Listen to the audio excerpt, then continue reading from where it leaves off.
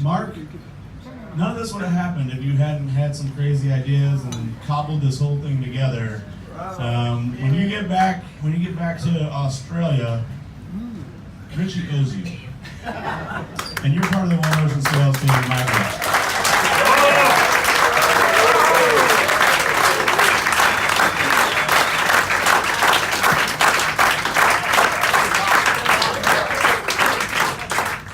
Thank you very much, Danny. I'll wear this with pride. Now?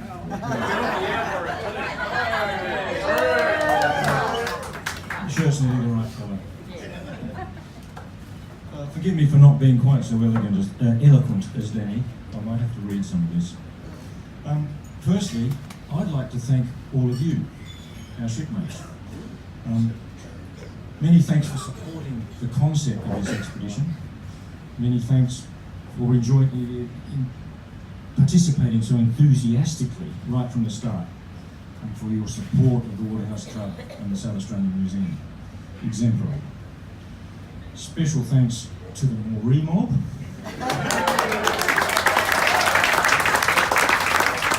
For joining us with their lively humour. We look forward to you joining the club and coming with us on other adventures.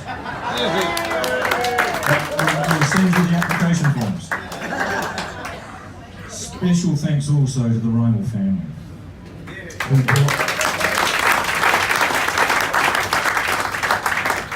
brought a unique dimension to the voyage. It's wonderful to think that the BGLE story will live on with the young generation. Terrific. And an extra special thank you to Peter Rymill over the back there.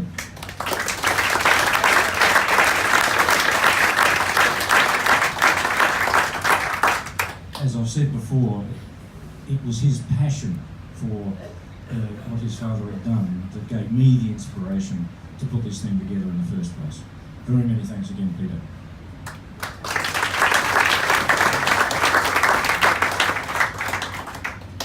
Now we've had a truly wonderful voyage, and I've heard all the superlatives, but the one word which I think sums it all up is simply unforgettable. Simply unforgettable. Of all the factors that have made it so, again, it's the passion of the One Ocean staff for this very special place. For the history, the ice, the landscape, the light, the wonderful wildlife, and the poetry. Our thanks to each and every one of Danny's team for instilling us with some of that same passion, which I'm sure will make some of us return one day. Very special thanks to Danny, who didn't quite understand what he was getting into until about a month before we came away, and we had an email exchange. But he's done an amazing job to tailor our itinerary to taking the BGLE and Wilkins focus of our expedition. Yeah. And also showing us some amazing sights each and every day. And in the process, boldly taking us where most of the team and the ship had never been before. Way down south.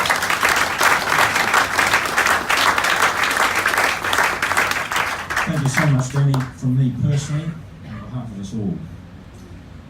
Diego, are you nearby? Danny, if you'd like to come forward. We have a couple of highly inadequate gifts for you, and the team, and the ship. Diego, would you like to explain this one? Yes. Well, first of all, I think this is going to be a before and after experience in our lives. I think everybody will recalibrate their watches, and this will be year zero for all of us.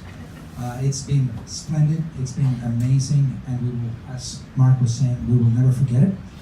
And when I was preparing this this trip, I have to start by thanking Mark and Ann Simpson and Peter for accepting me to be on board as your paleontologist and geologist and whatever other thing I can help with. And I thought that maybe we could bring something to One Ocean and to the library that could be sort of a little reminder of what the fossils and South Australia have brought to Antarctica. And here is the book Frozen in Time by our colleague John Long. It's a description here. Let's open the first page. It's a description of the fossils through the geological time record in this continent. And it's been inscribed by John Long himself. He's been here in Antarctica in 4 different paleontological expeditions, and there's a few words as well from us. Thank you very much, Danny. This has been amazing. Thank you.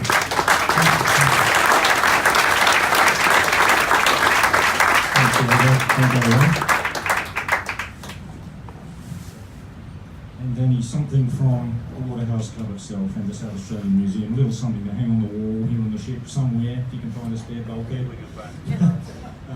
This simply says, the Waterhouse Club of the South Australian Museum, Deep South Voyage. We gratefully acknowledge the expedition leader and the staff of One Ocean Expeditions and the master and crew of the Akademik Sergey Vavilov for their exceptional professionalism and for leading a very successful and memorable voyage. And there's a little picture of Pinola on there. Thank you so much, man.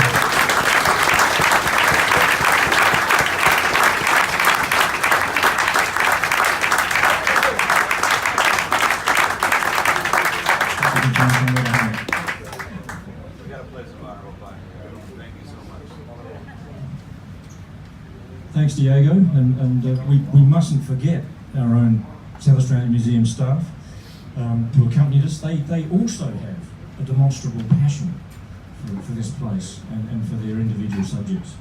So please join me in thanking Diego, Mark Farrow, and Peter Shaughnessy for coming in.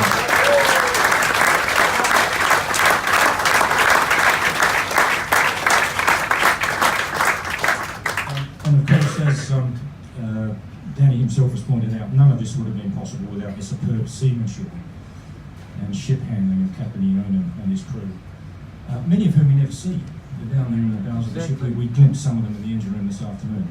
So I'm glad that we've had a chance to thank them, at least without them being here. Thank you, Captain. I'm afraid he's gone. You and your officers and crew for a safe, comfortable, but exciting and spectacular voyage. Let's give him another round of applause.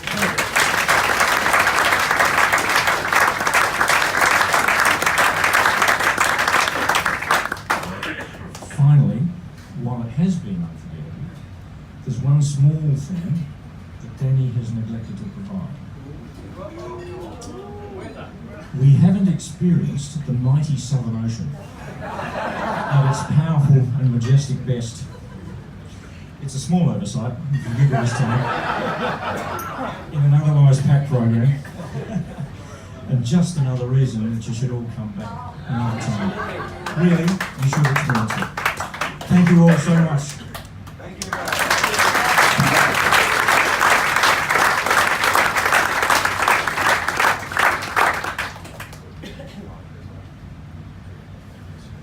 Now introduce Anson. Good indeed. I'll just cover that by introducing myself as Ann Simpson again. There's a series of hard acts to follow. I'm the president of the Waterhouse Club and would like to make a presentation. Our time together has been laced with the stories of heroes, but one of these heroes is unsung, and that's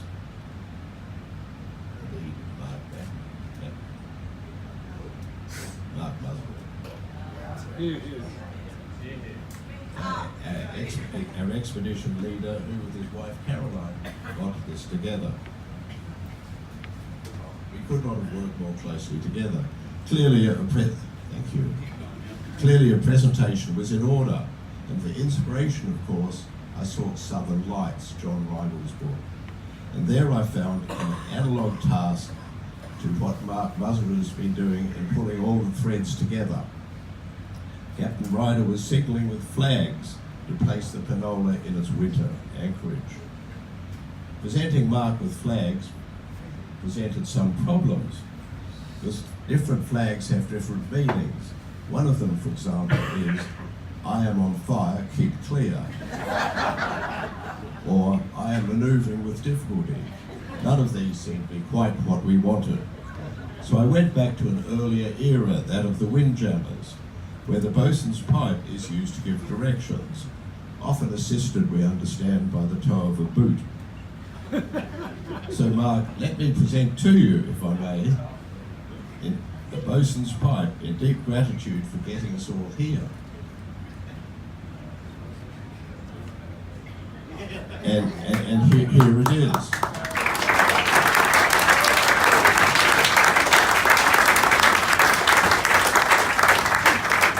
Its form and design would not have. You're looking good, looking very good.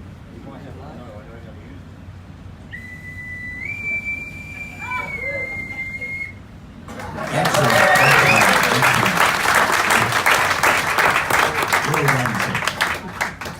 Now up the mast. Good. Now to Caroline, we have a piece of clothing here for you. Not that you lack a piece of clothing. But I think that'll be right. Wonderful. So thank you for supporting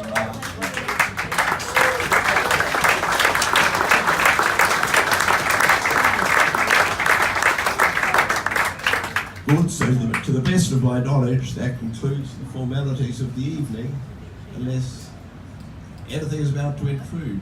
Danny? I have more to say. I've always got something. I gotta get the last word every time. Question, sure.